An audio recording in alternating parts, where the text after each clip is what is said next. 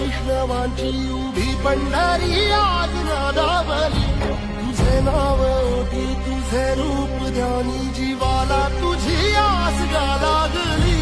जरी बाप साऱ्या जगाचा परी तू आम्हाले कराची